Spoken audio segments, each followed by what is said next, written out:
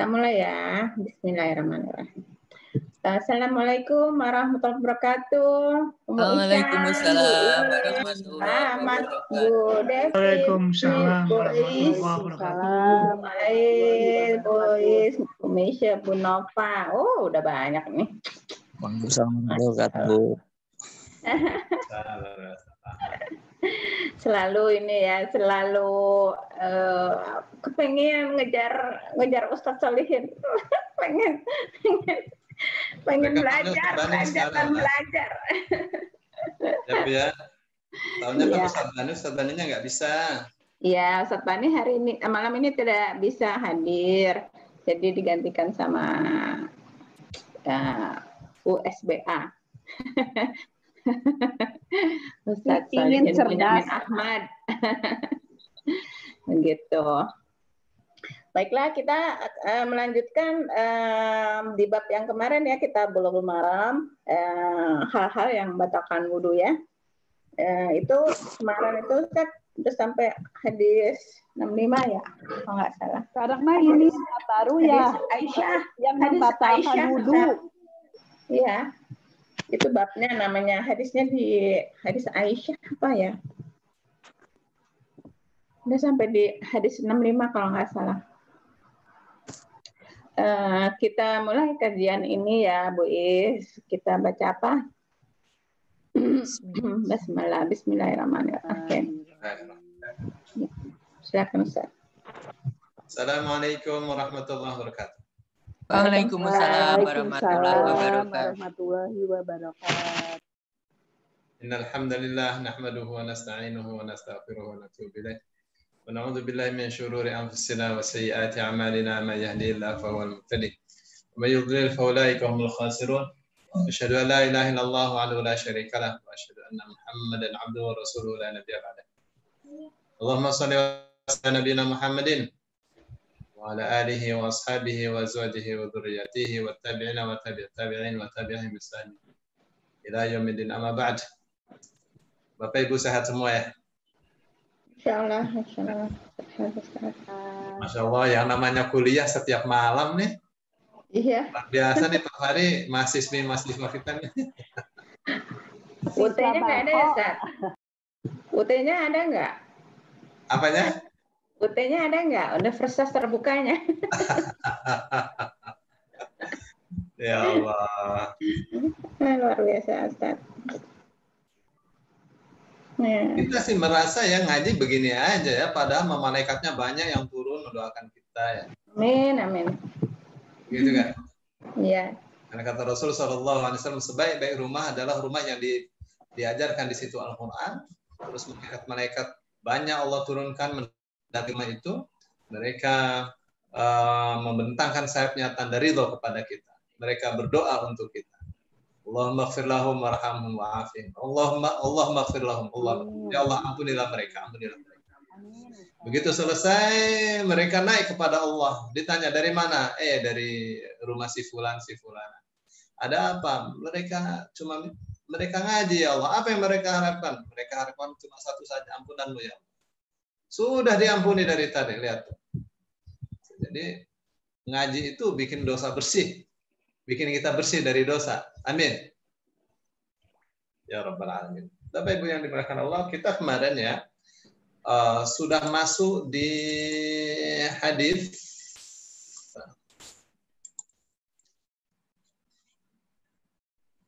ini ya. Hadis 65 Bun ini ya. Ya betul, Ustaz. Jadi hadis ini mengajarkan kepada kita bahwa al-yaqinu la yuzalu bisyak. Yang yakin itu tidak bisa dihilangkan dengan yang ragu. Gitu. Itu ya. Terus hadis ini juga mengajarkan kepada kita satu kaidah al-aslu bara'atul dhimmah. Ya, pada dasarnya adalah praduga tak bersalah. Oke, apa itu? Ini kan hadisnya mengatakan idza wajada ahadukum fi batnihi syai'an Apabila seseorang menjumpai sesuatu di dalam perutnya, ada apa, ada mulas, ada apa itu ya, fa ashkala alaihi, lalu dia muskil atasnya. Dia merasakan aduh. Ya. Akhraja minhu syai'un, apakah keluar dari perut itu sesuatu, amla atau tidak? Fala yakhrujanna, maka janganlah ia keluar minal masjid, dari masjid, hatta yasma'a sautan, sehingga ia mendengarkan suara, au yajidarihan, atau menjumpai ada bau. Rih itu bisa artinya angin atau bau ya. Akhrajahu Muslim, hadisnya diriwayatkan oleh Imam Muslim. Itu. Kenapa? Karena hukum itu harus dibangun di atas keyakinan. Itu, Bu. Kalau nggak yakin mah nggak boleh. Ya, hukum harus dibangun di atas keyakinan, dasarnya harus kuat. Nah, tadi kan wudhu ya. Nah, terus masuk masjid, lagi sholat dapat 2 rakaat, sholat maghrib. Ya, aduh, kentut ya tadi tuh. Ini tadi tuh waktu ruku kentut apa tidak? Kayak ada keluar angin gitu. Ragu dia. Oke. Nah, kentutnya atau keluar anginnya ragu, tapi wudhunya yakin. Nah, yang ragu ini tidak bisa menghilangkan yang yakin. Yang ragu tidak bisa mengalahkan yang yakin. Jadi tetap dalam keadaan punya wudhu. Jangan keluar. Tapi kalau sudah ada bunyi tit, lalu dia pura-pura, saya ragu itu bunyi apa? Bukan orang bunyi kok. Ya.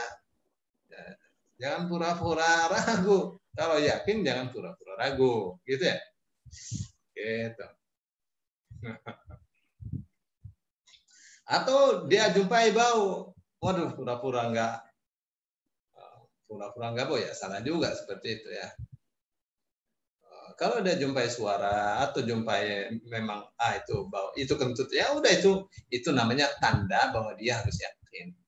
Ya, nah, yang yakin ini ya, tadi wudhunya yakin, kentutnya juga yakin. Ya udah, berarti gimana? Yang terkemudian menghapus yang sebelumnya. jadi wudhunya terhapus oleh batalnya. Batal lah. Nah, gitu ya. Tuh. Tapi kalau masih dalam keadaan ragu, ya tadi ya, yang ragu tidak bisa menghapuskan yang yakin. Satu. Terus yang kedua, al-aslu bara'atu dzimmah. Pada hukum asalnya orang ini tidak bersalah, asalnya tidak kentut, ya udah kembali pada asal. Gitu. Itu yang hadis kita terakhir ya. Nah, sekarang kita akan dihadapkan pada 2 hadis yang sepertinya bertentangan. Wa an Talq bin Ali, dari Talq bin Ali radhiyallahu anhu, qala, yang mengatakan, qala rajulun, berkata seorang laki, masistu dzakari, aku menyentuh zakarku.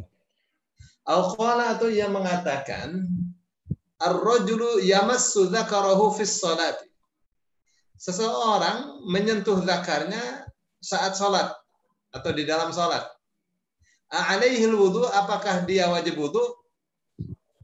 Faqala an-nabiyyu, maka Nabi mengatakan, sallallahu, semoga Allah memberinya rahmat yang agung, alaihi, kepadanya, wasallam, dan keselamatan. Apa jawab Nabi? La, tidak. Innama huwa, tidak lain dan tidak bukan, huwa, zakar itu adalah bad'atun minka.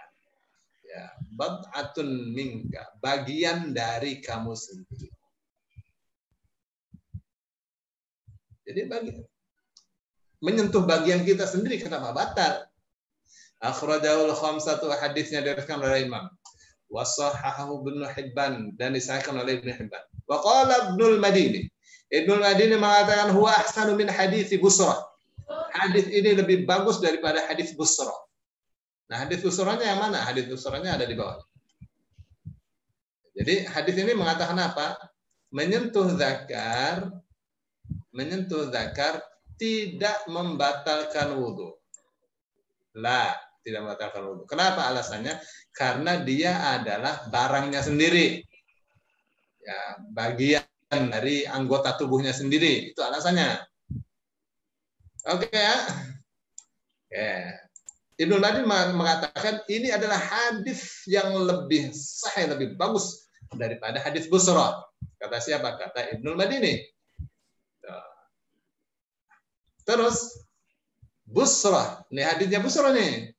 Dari Busra binti Wa'an Busrata binti Safwan, dari Busra binti Safwan radhiyallahu anha, semoga Allah meridainya.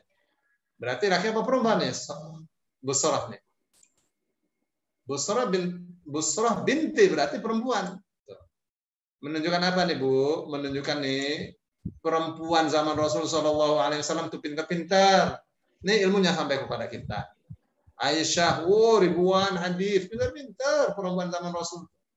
Pintar-pintar. Ya, pada belajar. Kayak ini nih ibu-ibu di IMK nih pada belajar, jadi pintar-pintar.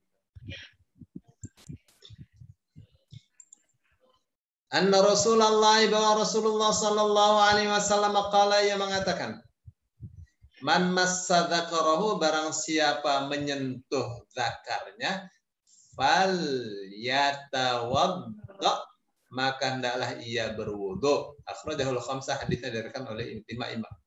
Siapa 5 imam itu? 5 imam itu adalah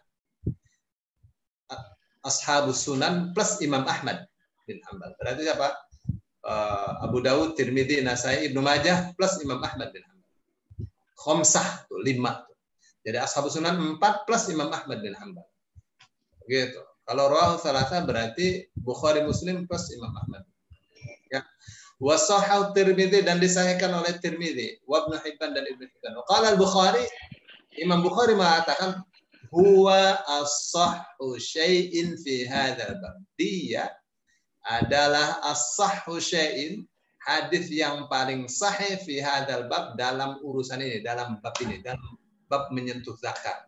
Batal apa tidak? Yang pertama mengatakan tidak batal, yang kedua mengatakan batal. Hadisnya sahih. Darajatul hadisi sahih. Oke ya. Kenapa tidak tidur? Ya. Oke ya. Nah, hadis yang ini hadisnya sahih. Oke, sekarang siapa bisa menyimpulkan? Hadisnya sama-sama sahih. Yang satu mengatakan menyentuh zakar tidak membatalkan wudu karena itu bagian tubuh dia sendiri. Yang satu mengatakan batal, maka dia harus berwudu. Oke, siapa bisa jawab? Gimana nih Pak Fahri nih, hadisnya kayak gini nih. Sama-sama sahih, tapi yang satu mengatakan batal, yang satu mengatakan tidak batal. Mungkin ada hubungannya dengan syahwat kalau Ustaz. Masa nyentuh zakar sendiri dengan syahwat memang apa? Nggak tahu deh. Baik ya.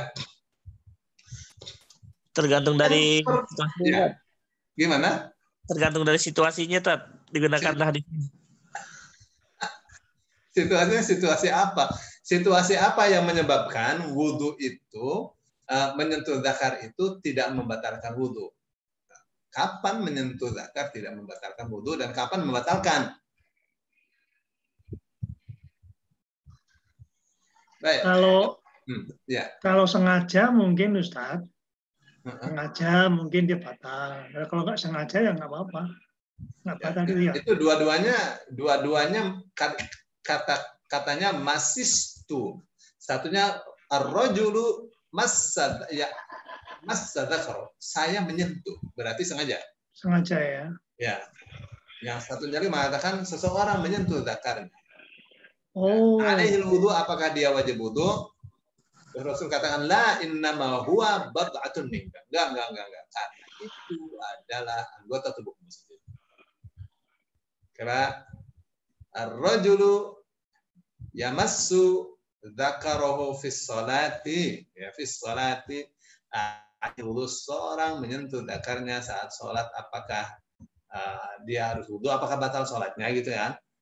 Rasul katakan la innama huwa bad'atun. Enggak batal.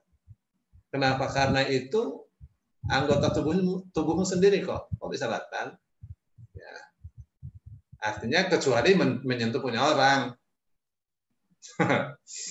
Ya. Terus yang keduanya hadisnya Busra, ya hadis Busra mengatakan man massa dzakarahu falyatawadda. Ya, barang siapa yang menyentuh dzakarnya maka berwudhulah. Hadisnya sama-sama sahih. Hadis yang pertama dijagokan oleh Ibnul Madini. Ibnul Madini mengatakan ini hadis yang paling sahih untuk urusan menyentuh dzakar. Yang kedua yang dijagokan oleh Imam Bukhari. Imam Bukhari mengatakan hadis ini yang paling sahih dalam urusan menyentuh dzakar. Bagaimana tuh ya? Sama-sama sahih hadisnya. Nah, apabila ada dua teks yang kelihatannya bertentangan, sama-sama sahih.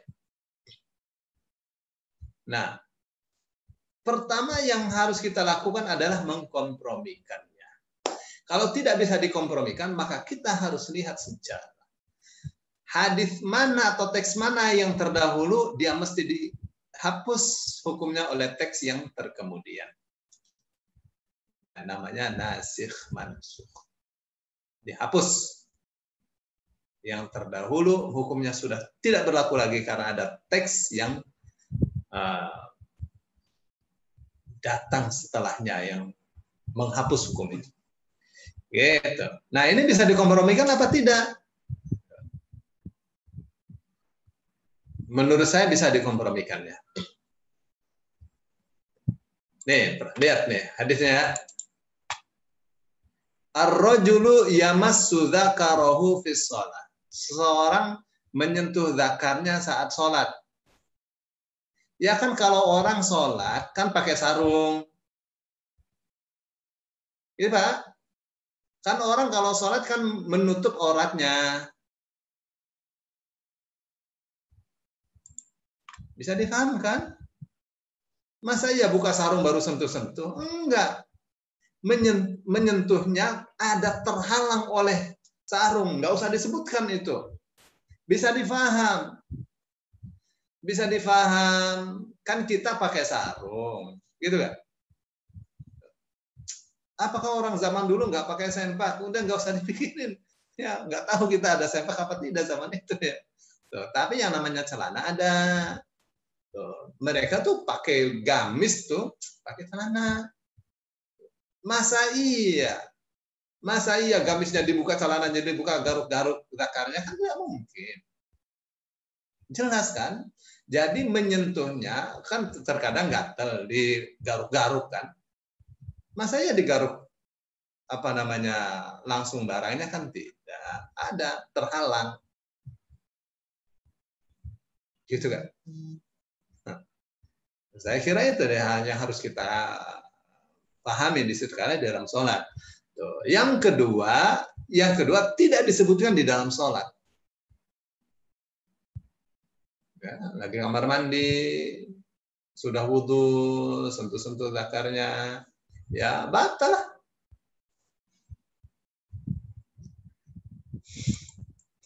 Oke, Pak Ahmad setuju?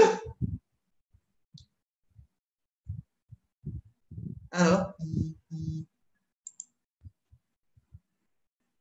Pak Fahri? Setuju. Iya, kan? Setuju, Ustaz. Orang lagi sholat kok. Ya. Itu namanya cara untuk mengkompromikan dua teks yang kelihatannya bertabrakan. Gitu ya, Pak Muhammad Salihin. Baik ya. Jadi gimana nih? Nggak ada beda. Meskipun Imam Bukhari mengatakan hadis ini ini Imam Ibnu Madini mengatakan hadis ini lebih sahih. Ya hadis ini sahih lah. Hadis ini pasti kuat lah. Ini kan menyentuh zakarnya fis sholati di dalam sholat. Nggak mungkin di dalam sholat itu garuk-garuk begitu tuh. Pasti ada terhalang oleh baju, oleh gamisnya, oleh sarungnya. Masa iya dia buka-buka begitu ya batal sholatnya. Gitu kan?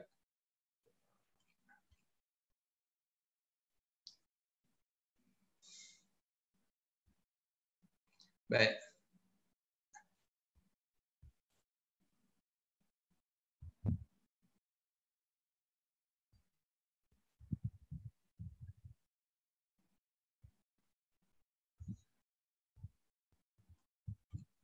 Baik ya.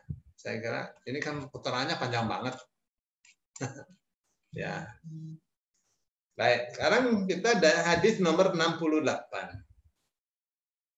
Wa an Aisyah, dan dari Aisyah radhiyallahu anha, semoga Allah meridhoinya, anna, bahwasanya Rasulullah, utusan Allah yang paling kita cintai, yang selama ini kita doakan dengan kita membaca untuknya sholawat, ya paling kita rindukan, sallallahu, semoga Allah memberinya rahmat yang agung, alaihi, kepadanya, wasallama, dan semoga Allah memberi keselamatan. Qala, ia mengatakan, man asabahu qai'un, barang siapa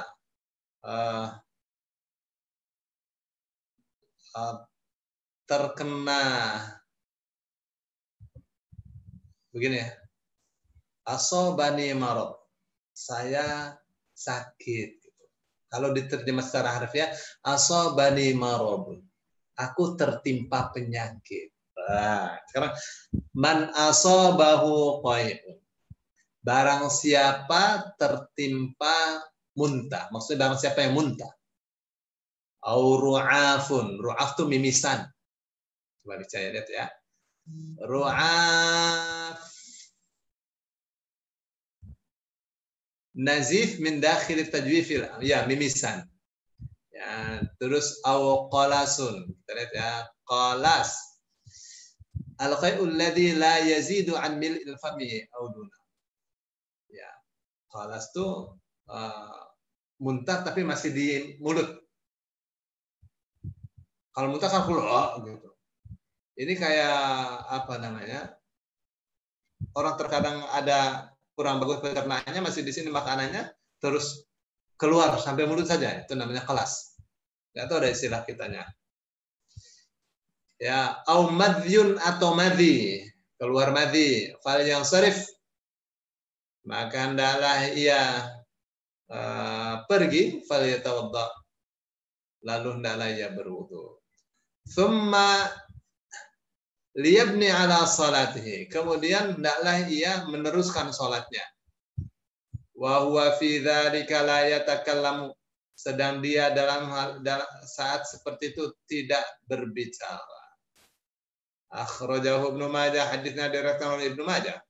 Wa dha'afahu Ahmad wa ghairuhu, dan hadis ini didhaifkan oleh Ahmad dan yang lain. Al-haditsu dhaif. Hadisnya dhaif, waswabu irsal. Baik. Apa nih hadis ini?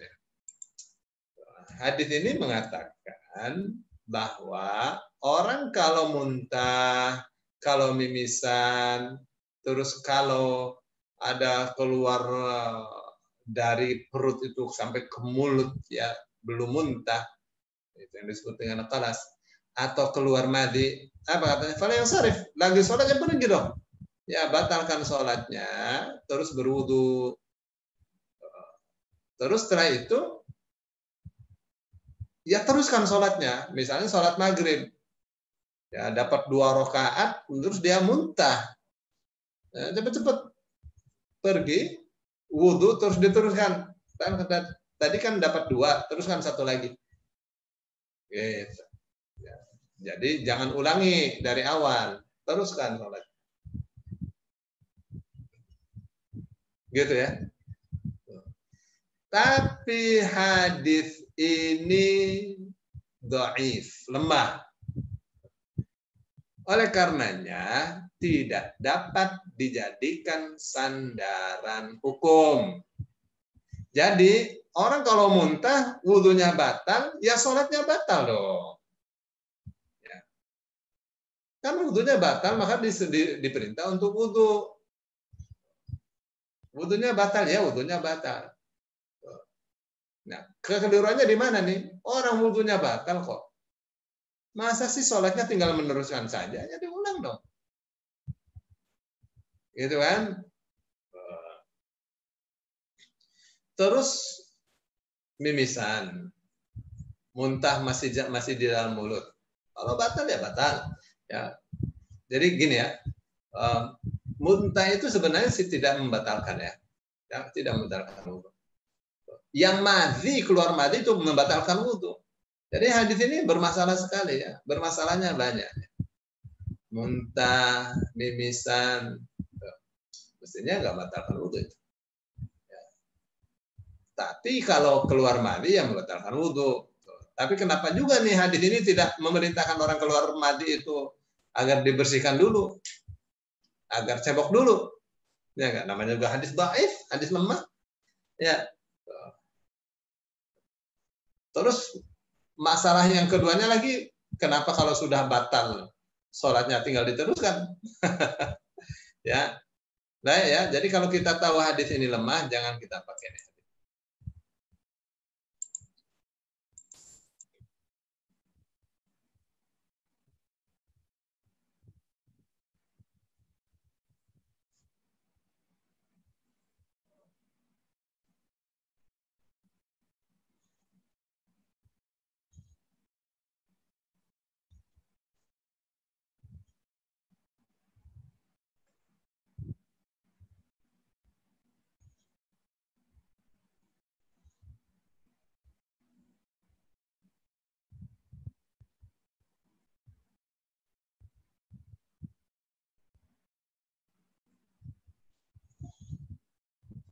Baik, ini bicara tentang khilaf ulama ya.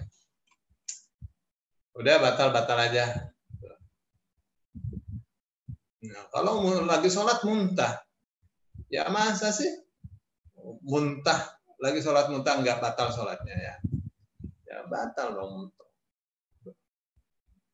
Keluar mimisan saja diteruskan saja, ya dibersihkan. Ya. Jadi muntahnya tidak membatalkan wudu. Ya, ini kebalik-balik ya. Sholatnya batal, maksudnya dibatalkan saja sholatnya. Ya, ngurus.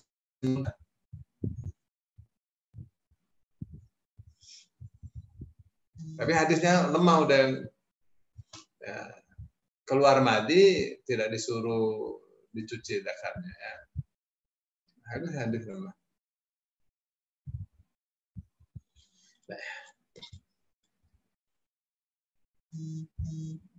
Saya akan bacakan ini. Dia katakan yadullul haditsu bi dhahirihi ala anna man asabahu qayn aw ra'afun aw qalsun aw madjun wa fi as-salati fa alayhi an yansarif anha thumma yatawadda. Sudah saya jelaskan tadi ya. Kalau muntah, keluar mimisan, terus keluar madi saat sholat, ya tinggalkan sholatnya, wudu, kemudian teruskan sholat.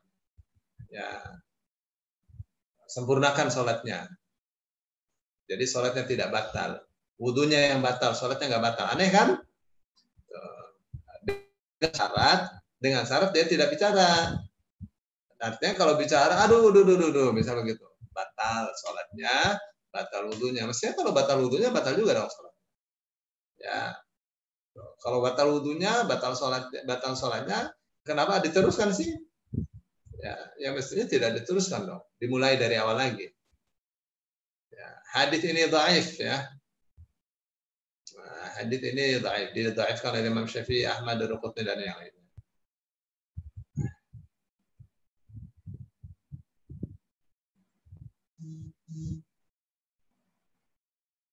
Baik.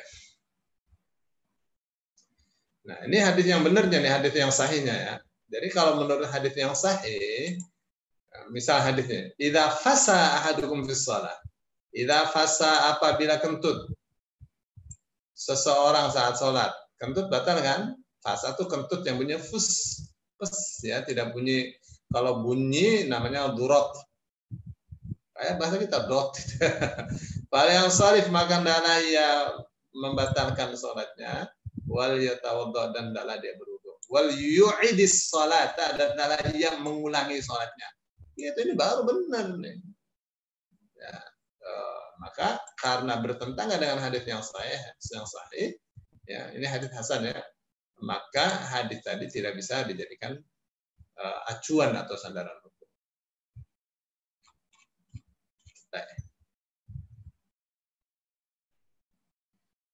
Yusuf, khalas, matiin. Tidur. Baik, ada pertanyaan sampai di sini? Dipersilakan. Ya, dikit-dikit namanya orang belajar hadis hukum. Ya. Udah, cukup sholat. Tidur. Udah tidur. Silakan. Bu Nini.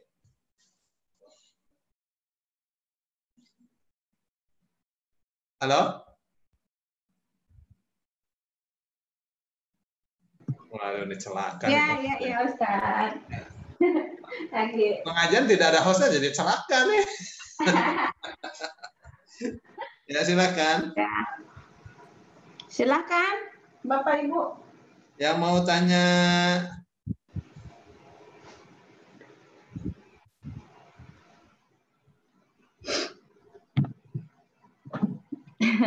mungkin agak malu-malu karena terlalu private ya Ustaz. Ininya. Itu tuh Pak Solihin apa? Pak Solihin nggak bisa unmute sendiri, tak? Udah bisa kok, udah saya itu di-unmute sendiri. Sebentar. Oh, dia bilang mau tanya tidak bisa unmute. Ayo, silakan udah. Sudah bisa. Baru bisa nih. Assalamualaikum Pak Ustadz. Waalaikumsalam Bu Misha. Mau tanya. Monggo. Kalau tadi masalah batal wudhu karena buang angin, maaf. Kenapa yang bagian tubuh yang bersalah, yang keluarin angin tidak dicuci, tapi kita wudhu bagian tubuh yang lain? Itu pertanyaan Aisyah. Nah, yang kentut, yang apa namanya? Yang kentut jalan belakang, tapi kenapa yang dicuci mulut? Ya Bu? Iya. Kenapa yang dicuci mulut? Itu pertanyaan-pertanyaan seperti itu ya, pertanyaan-pertanyaan yang jawabannya dalam, Bu. Ya, jawabannya dalam.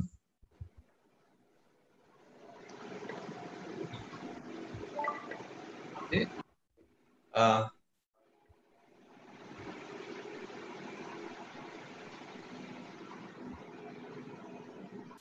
ada juga yang bertanya begini ya.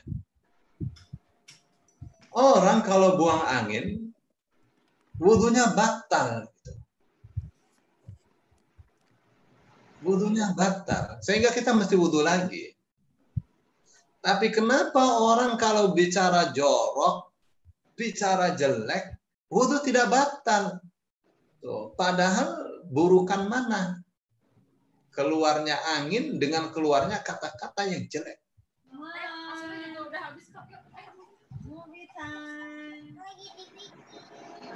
Oke, Bu Misha ya. Ya, kenapa? Jadi alasan itu kan namanya masalah akhlak, itu pelajaran. Kalau dalam usul fikih namanya mimbabi aula. Mimbabi aula itu gini. Kalau keluar kentut saja harus wudhu, apalagi kalau keluar kata-kata yang kotor. Kotoran mana antara kentut dengan kata-kata yang kotor? Gitu tuh. Ya. Jadi min babi aula. Lebih utama mana apa namanya bahasa kitanya? Maksud gini. Maksudnya kalau seperti gini ya, seperti gini. Ayat mengatakan fala taqul lahumma uffin wala tanharuhuma wa qul lahumma qawlan karim. Ya. Kalau orang tua kamu itu sudah tua, salah satunya atau dua-duanya, jangan kamu mengatakan aduh, mengatakan begitu saja tidak boleh kepada kedua orang. Tuh. Al-Qur'annya tidak ada mengatakan jangan kamu tempeleng orang tuamu. Kalau mengatakan saja tidak boleh, apalagi menempeleng. Gitu ya. Nah, Aisyah mau ya orang tuh menjadikan masalah pembatal wudhu ini bukan hanya untuk urusan batal wudhu, tapi harus bisa apa namanya membawakan pesan pada urusan akhlak. Kalau karena kentut saja harus wudhu, apalagi kalau kita bicara yang kotor. Mestinya kita harus karena bicara kotor kita mesti wudhu lagi, itu pikiran Aisyah. Tapi ya untuk urusan wudhu, urusan sholat itu adalah urusan ta'abudiyah. Apa Bu? Ta'abudiyah. Ta'abudiyah itu apa? Urusan yang sifatnya kita tidak bisa melogikakannya. Namanya doktrin. Kalau dalam misalnya, kenapa Al-Quran itu ditulisnya dari Bismillahirrahmanirrahim, dari surat Al-Fatihah sampai An-Nas? Kok bukan Iqra dulu, padahal diturunkannya Iqra dulu? Nah, kalau urusan Quran namanya tauqifi. Apa itu tauqifi? Tauqifi itu adalah satu masalah yang tidak terbuka untuk ijtihad. Nggak bisa manusia ijtihad tentang urutan Al-Quran itu. Itu tauqifi. Ya, maksudnya tauqifi sudah dari sononya, dari Allahnya begitu. Begitu. Ya, macam wudhu gitu. Macam wudhu juga begitu. Dari sananya aturannya seperti itu. Ya. Tuh. Jadi kalau pertanyaannya ada dua nih Bu. Bu Misha, pertanyaan ada dua. Ya. Satu, pertanyaannya kenapa? Itu namanya pertanyaan alasan hukum. Ya. Oke Bu? Misal, kenapa babi diharamkan? Ya Bu? Ya. Maka saya menjawabnya karena Allah mengharamkan di dalam Al-Qur'annya. Allah menyebutnya babi diharamkan karena kotor. Gitu kan? Terus yang kedua pertanyaan hikmah. Apa hikmahnya babi diharamkan? Hikmahnya antara lain karena babi itu kotor, makanannya kotoran manusia, apa saja makanan yang kotor-kotor. Maka babi itu tidak cocok, tidak bagus dimakan, dikonsumsi oleh manusia. Itu kalau kita teruskan belajar Bulughul Maram, ada namanya jalalah. Jalalah itu apa? Hewan yang makanannya kotoran. Misal lele dikasih makan kotoran manusia. Katanya kalau dikasih makan kotoran manusia gemuk-gemuk. Aduh, ini ada aja. Nah, di dalam fikih yang kayak gini harus dinetralisir. Kalau mau dimakan dinetralisir sampai sekira-kira pengaruh dari makanan kotornya makanan itu hilang. Ya, seminggu, 2 minggu gitu. Di karantina baru dimakan. Ya, ayam diumbar, makanannya kotoran manusia gitu. Nah, itu jangan disembelih dulu, jangan dikonsumsi dulu. Ya. Di karantina, kasih makan yang bersih, sekira-kira itu sudah athar atau apa namanya pengaruh dari makanan kotornya hilang, baru bisa bismillah, baru dimakan. Gitu. Oke. Terus ada lagi misalnya babi itu mengandung cacing pita yang hanya bisa dimatikan dengan dipanaskannya lebih dari 300 derajat Celcius. Nah, ini namanya hikmah nih. Apa bedanya? Apa bedanya alasan hukum dengan hikmah? Bedanya kalau alasan hukum yang tadi pertanyaannya kenapa atau mengapa, yang saya katakan ini namanya pertanyaan alasan hukum. Nah, kalau alasan hukum itu, maksudnya gini, kalau pertanyaannya kenapa itu namanya alasan hukum. Nah, alasan hukum itu yang menentukan hukum. Nah, ulama-ulama fikih, usul fikih mengatakan al-hukmu yaduru ma'al illati wujudan wa adaman. Ada atau tidak adanya hukum tergantung sebab. Ada sebab, ada hukum. Tidak ada sebab, tidak ada hukum. Ya, sebabnya berbeda, hukumnya pasti akan berbeda. Begitu. Itu namanya illah. Jadi kalau kita bertanya kenapa, itu namanya illah. Illah itu yang mempengaruhi hukum. Ya, ada illah, ada hukum, tidak ada illah, tidak ada hukum. Ya, hukum illahnya berbeda, hukumnya pasti berbeda.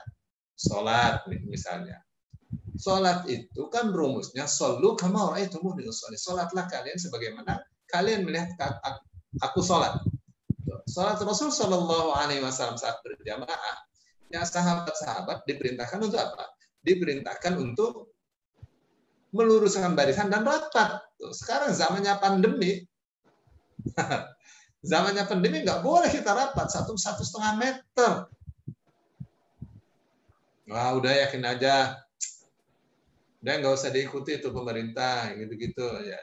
Ya juga begitu, ya diikuti aja. Diikuti aja. Kenapa? Karena berhati-hati itu lebih baik daripada tidak berhati-hati, daripada sembrono ya satu ya. Nah, mencegah itu lebih baik daripada mengobati, begitu ya. Namanya saddud dzari'ah, menutup bahaya. Jangan kasih kesempatan lain. Gitu ya. Terus Islam ini punya namanya maqasid. Apa maqasid? Maqasidus syariah. Maqasidus syariah itu tujuan-tujuan syariat diundangkan, ya diaturkan buat manusia. Antara lain adalah hifdzun nafs, menjaga jiwa. Nah, itu tuh physical distancing itu untuk menjaga jiwa. Menjaga nyawa, ya, melindungi nyawa, gitu. Jadi apa namanya? Jangan lagi bilang ini tidak sesuai dengan prosedur Rasul Shallallahu Alaihi Wasallam.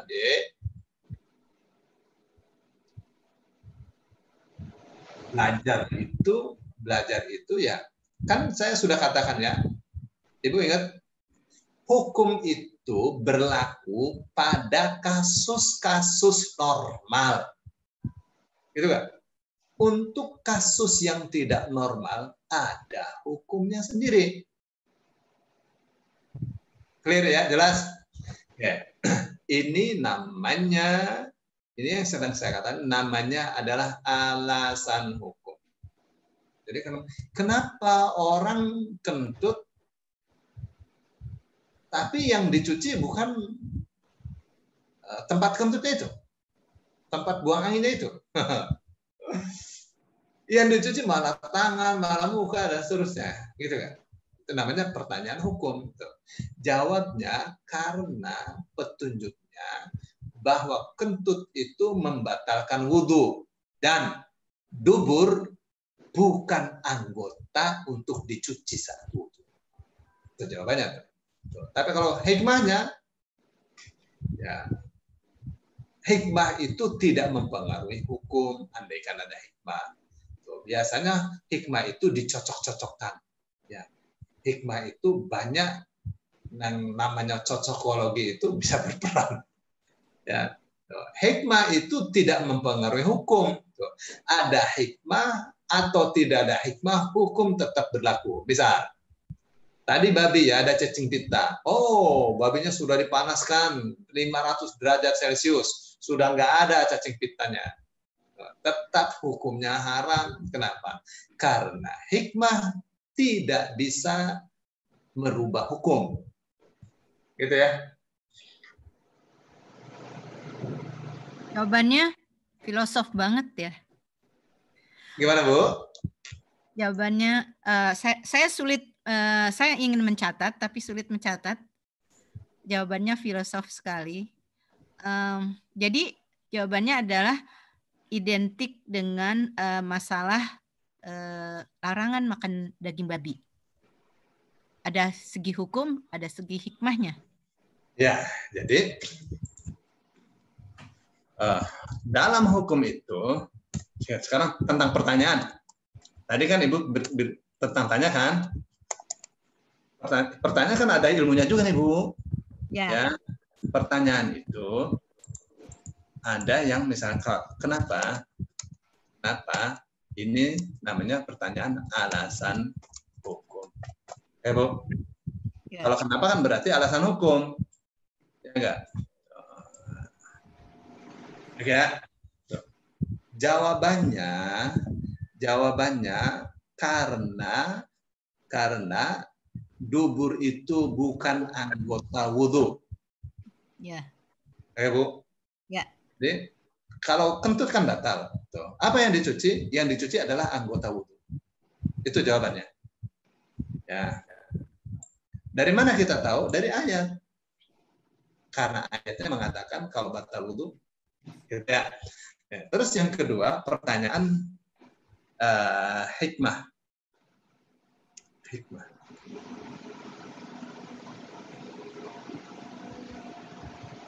Apa hikmahnya babi itu diharamkan?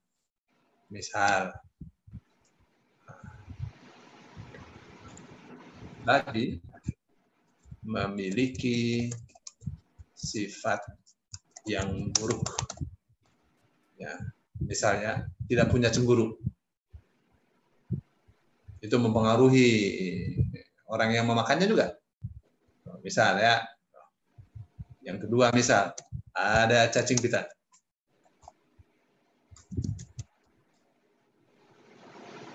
Dan seterusnya. Misal ya. Misal. Nah, saya mau, karena kita kan lagi belajar hukum. Ya. Nah, kalau pertanyaan kenapa, jangan lupa. Jangan lupa. Pasti ini pertanyaan jawabannya adalah alasan hukum. Oke ya. Oke, sekarang ada ustaz bicara, oh babi itu diharamkan karena di dalamnya mengandung cacing pita. Bayangkan cacing pita itu sangat berbahaya sekali. Dia tidak bisa mati kecuali dipanaskan dengan 300 derajat Celcius atau lebih. Wah, berapi-api. Dia bilang babi diharamkan karena itu keliru. Jangan mengatakan babi diharamkan karena ada mengandung cacing pita dan seterusnya. Kenapa? Karena itu bukan alasan hukum. Itu hikmah saja. Ada atau tidak adanya cacing pita pada babi itu tidak mempengaruhi hukum. Babi ada cacing pita haram, tidak ada cacing pita haram.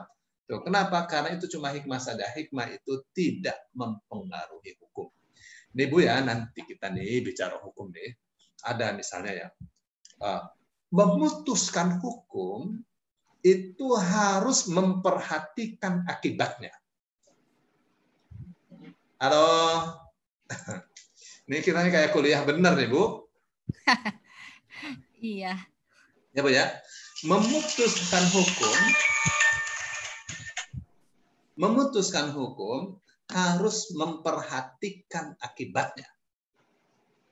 Ibu mau tahu contohnya? Boleh. Oke. Sholat berjamaah. Apa hukumnya? Hukumnya tidak wajib, tapi ada banyak manfaatnya, pahalanya. Keren, Ibu. Keren. Oke ya. Kenapa tidak wajib? Saya bertanya kenapa tidak wajib? Itu pertanyaan alasan hukum. Alasan hukum harus pakai dalil. Ayo, Michelle. Ya. Apa tuh? Dalilnya apa itu tidak wajib? Dalilnya? Ya. Wah, pengetahuan saya masih sedikit. Dalilnya apa? Keren. Oke, Bu. Nih, ya, saya kasih contoh. Ibu jawabnya udah benar. Ibu jawaban sudah benar. Tapi Ibu nggak tahu dalil. Jadi gini ya. Di dalam ilmu fikih itu selalu ada perbedaan antar para imam dalam kasus-kasus hukum. Misal sholat berjamaah, menurut Imam Ahmad bin Hambal, menurut Ibnu Taimiyah, ya, itu sholat berjamaah itu wajib. Bahkan menurut Ibnu Taimiyah, sholat berjamaah itu adalah syarat sahnya sholat. Kalau tidak berjamaah, sholatnya tidak sah. Tuh. Oh, berat ya? Berat. Menurut Imam Ahmad bin Hambal, sholat berjamaah itu wajib. Mana dasarnya? Rasulullah SAW mengatakan, saya sudah berazam ya untuk begitu masuk waktu diadzankan, azan, terus orang sholat, ada imamnya sholat, saya di belakang, begitu sholat berjalan, saya akan menyelinap, saya akan keluar, saya akan lihat, saya akan periksa rumah-rumah yang ada di Madinah ini.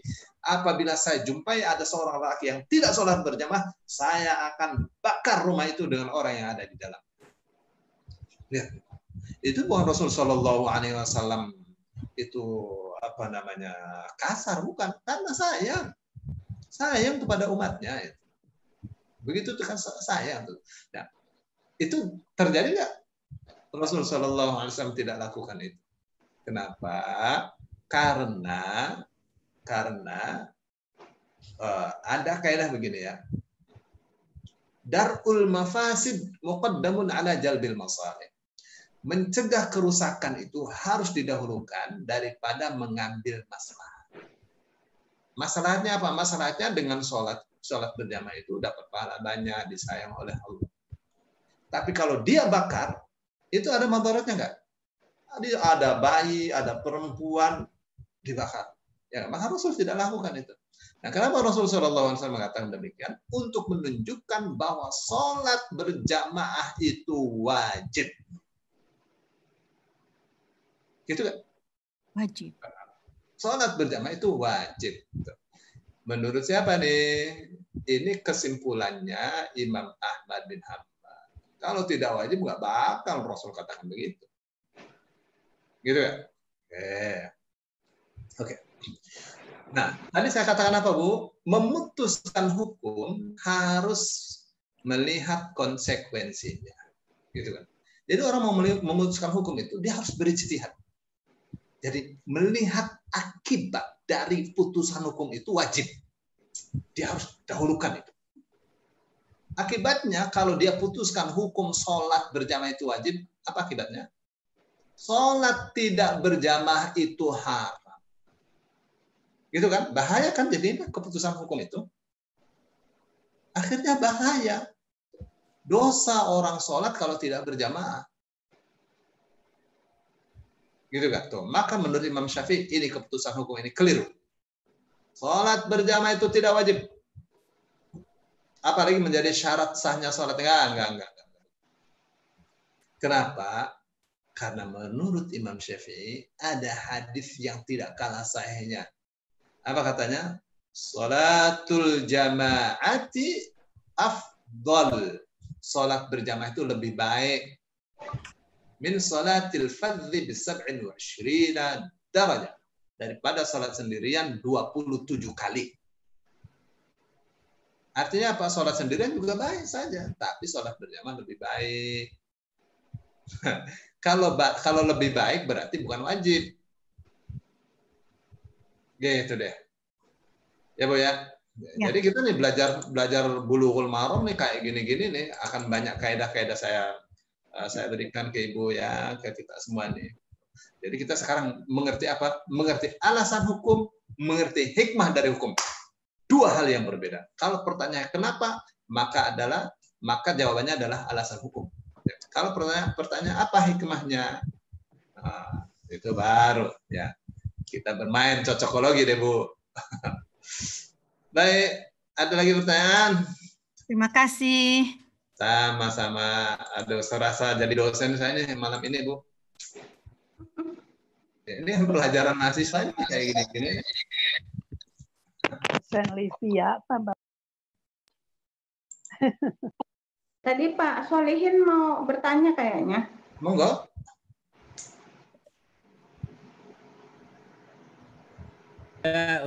Enggak, yang ini enggak Ustadz. Itu tentang mazhab-mazhab itu yang lain, sesi lain. Oke. Ya. Kalau ada yang mau tanya boleh, supaya ngajinya nyantai. Masa saya baca terus ya enggak? Supaya dua arah. Assalamualaikum Ustaz. Waalaikumsalam warahmatullahi wabarakatuh. Silakan. Ya, berhubungan dengan poin hadis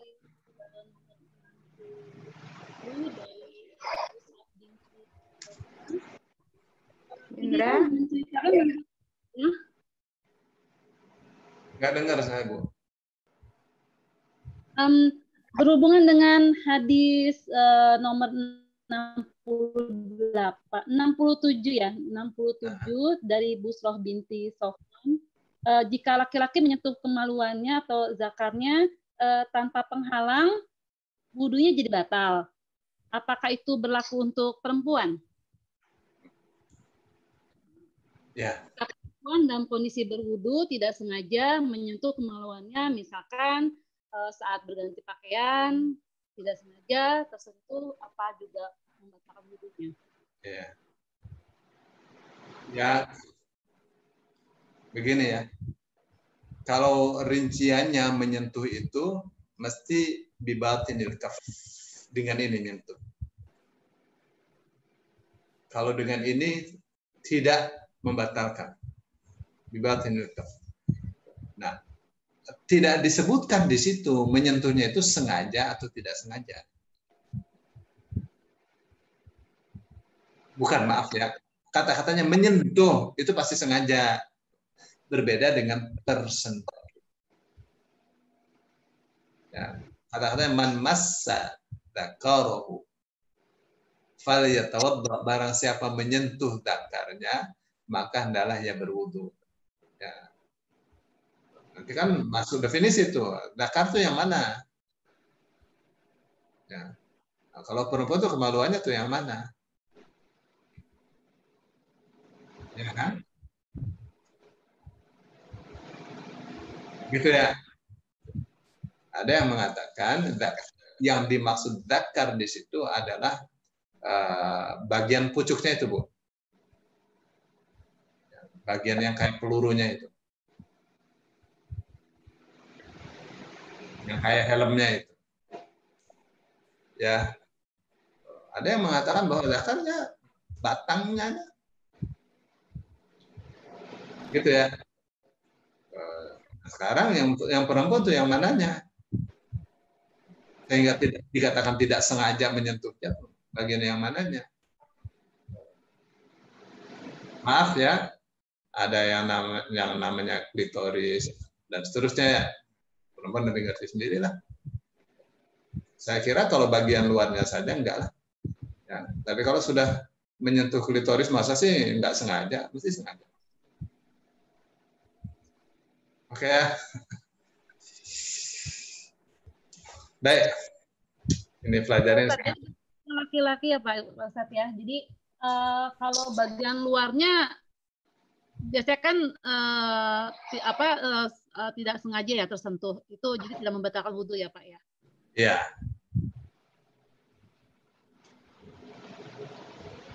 Itu mah ya saya mengatakan iya tuh ya. Saya mengatakan iya. Itu salah satu pendapat begitu. Ya. Kenapa? Karena urusan fikih itu selalu ada perbedaan paham, perbedaan pendapat antara para ulama. Yang mengatakan ini batal, ada yang mengatakan tidak batal, itu biasa seperti itu. Ya. Tapi memang ya, memang hukum ini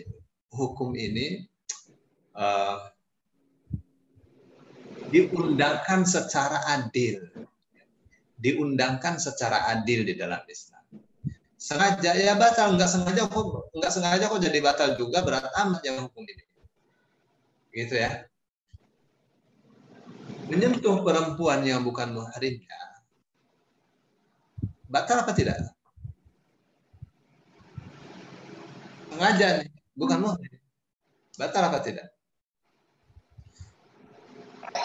Indra.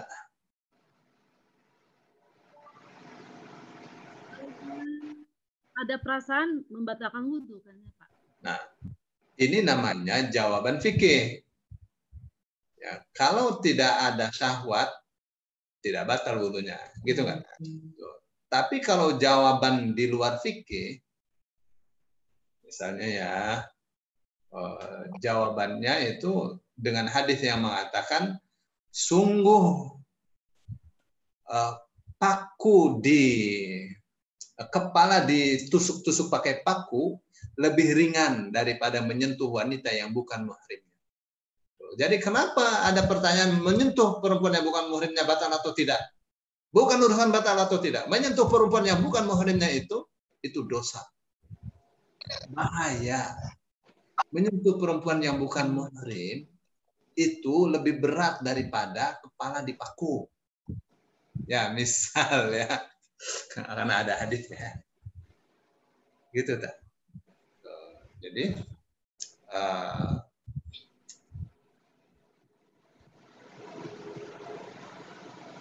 artinya gini ya. Ada anak remaja ya tanya, Ustaz apa sih hukumnya menyentuh wanita yang bukan muhrimnya? Enak. Lebih baik kamu pegang bara api daripada kamu menyentuh wanita yang bukan muhrimnya. Jangan tanya tentang batal atau tidaknya. Ya, itu haram hukumnya. Enak gak tuh? Ya, Bu Indra ya? Ya Pak. Syukran Pak. Gimana? Jadi saya ambil kesimpulan tidak batal ya Pak ya?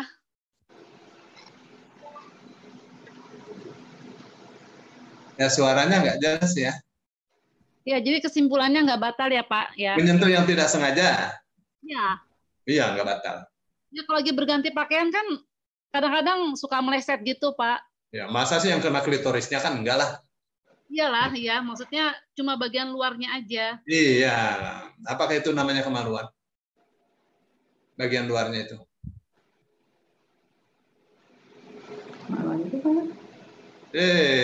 Ada definisinya. Masa saya harus gambar-gambar barangnya? Ya kan, ada bibirnya dan seterusnya. Coba deh dibuka di ilmu kebidanan ada. Nanti ya saya satu ketika saya buka gambarnya ya, saya akan kasih tahu. Kalau sentuh ininya, kalau menyentuh bagian mangkoknya sih, bagian batoknya nggak apa-apa lah. Ya, ya Bu. Bagian luar tidak membatalkan wudhu ya. Ya, Ibu kan kalau perempuan melahirkan, lubangnya kan kecil aja kan. Kepala bayi yang keluar kan gede itu. Nah, itu yang mestinya mangkoknya yang di atas itu mestinya pecah. Dengan logika ya. Tapi itu dia dibikin ada namanya hormon relaksin. Yang menyebabkan itu mengendur atau memuai ya. Apa sih istilahnya? Elastis. Nah, mangkoknya itu bukan kemaluan. Ya, sentuh itu sentuh belum ada. Saya kira itu ya. Ya Pak, makasih ya. Sama-sama. Oh, udah jam 9 lewat, banyak. Ini silakan kalau ada yang tanya. Ini namanya belajar fikih ya, masih pelan-pelan. Kalau tidak maka saya akan teruskan ya. Wa an Jabir bin Samurah, dari Jabir bin Samurah. Oh ya, mau ada yang tanya silakan. Silakan kalau ada yang tanya. Ya, silakan.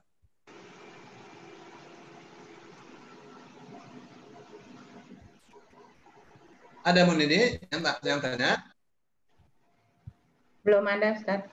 Baik, kalau begitu saya teruskan ya. Lumayan dapat satu hadis ya. Wa an Jabir bin Samurah, dari Jabir bin Samurah radhiyallahu anhu. Semoga Allah meridainya. Anna rajulan sa'ala an-nabiyya. Bahwa seorang laki bertanya kepada Nabi sallallahu, semoga Allah memberi rahmat alaihi kepadanya wasallam dan memberi salam. Ya, maaf ya, saya berkali-kali terus-menerus memaknai ini nih sallallahu alaihi wasallam.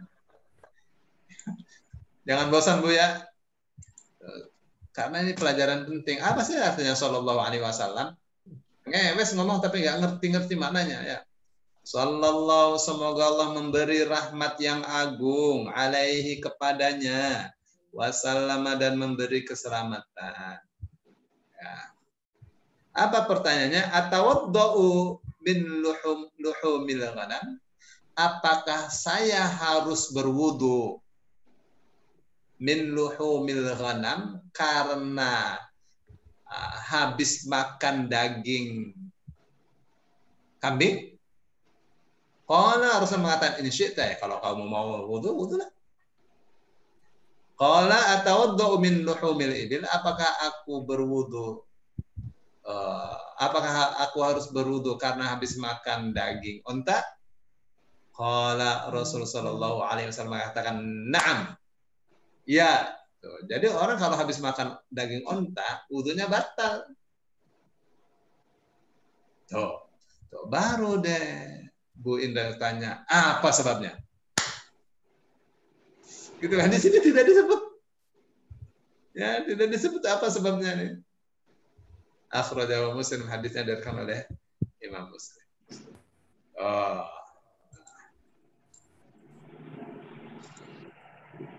Kalau tidak disebutkan sebabnya di sini, kita akan katakan ini ta'abbudi, ini doktrin. Tapi kita pengen tahu hikmahnya apa? Hikmah itu ada hikmah, tidak ada hikmah, tetap batal kalau habis makan daging unta ya. Ini kan pelajaran kan pada mau haji kan? Nah, haji nanti di apa namanya itu jalan apa Bu? Jalan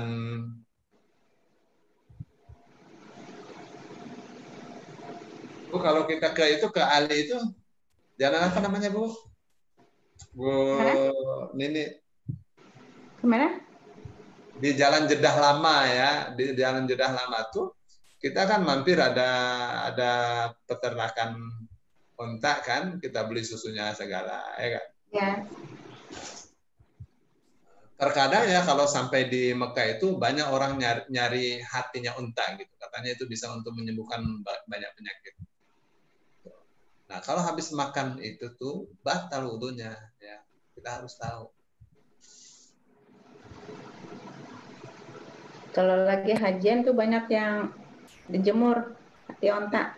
Iya, benar. Dikeringin.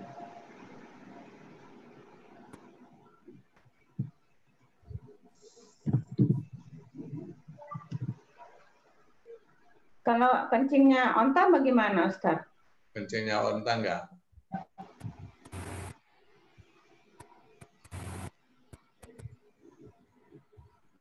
Suara juga itu.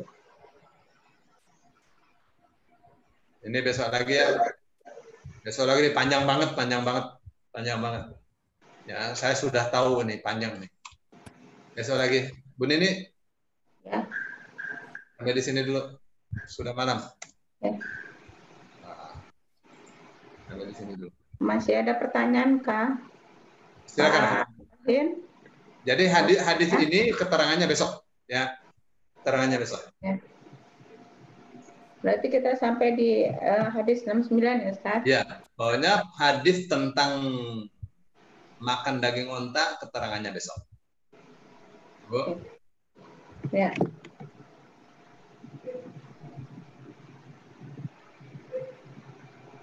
Sudah nggak ada yang tanya, Bu Nini?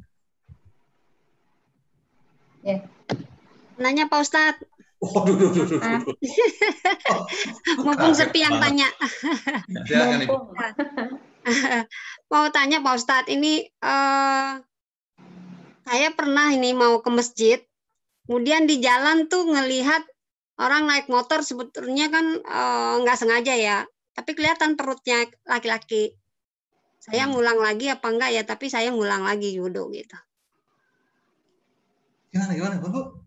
Ibu melihat orang naik motor, laki-laki. Naik motor, laki-laki, tapi kaosnya naik, jadi kelihatan perutnya. Saya nggak sengaja melihat. Itu kan aurat ya, laki-laki ya. Ya, apakah membatalkan wudhu melihat aurat laki-laki? Iya. Gitu ya? Ya nggak batal. Nggak membatalkan wudhu. Terus kalau kita kadang-kadang lagi ada wudhu, iseng buka-buka HP. Di HP kadang-kadang nggak sengaja, misalnya lagi searching ini, ketemu deh tuh foto-foto yang, ya maksudnya yang kurang enak lah dilihat. Itu nggak batal juga ya wudhu ya? Nggak membatalkan, kecuali keluar cairan. Ya, terima kasih. Ya, lihat gitu-gitu tuh nggak benar ya, dosa. Cepet-cepet, paling bagus kalau habis lihat itu cepet-cepet wudhu lagi aja deh, ya supaya dosanya pada keluar dari mata, ya Bu. Baik Pak Ustadz, syukron. Afwan.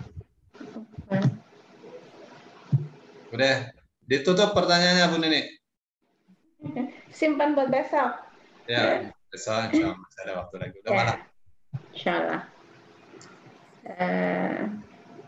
Baiklah teman-teman, kita sudahi dulu karena sudah semakin larut. Mungkin kita besok akan membahas hadis yang ke-70. Pertama nanti juga yang mengenai makan daging unta ya, tadi sebut. Ya. Insya Allah akan dibahas besok. Terima kasih Ustadz sudah meluangkan waktunya malam ini untuk memberikan penjelasan yang sedetail-detailnya mengenai hal yang membatalkan wudhu. Mudah-mudahan kita semua bisa memahaminya dan menyampaikan kepada teman-teman kita, keluarga kita, handai tolan, supaya mereka juga mengerti dan bisa menularkan lagi kepada yang lain, ya, insya Allah. Baik, kita ucapkan hamdalah, alhamdulillah rabbil alamin, asyhadu an la ilaha anta astaghfiruka. Semua yang sudah hadir di sini, assalamualaikum warahmatullahi wabarakatuh. Waalaikumsalam warahmatullahi wabarakatuh. Terima kasih Pak Ustadz. Terima kasih Bu. Terima kasih Pak Ustadz. Terima kasih Bu Nini. Assalamualaikum.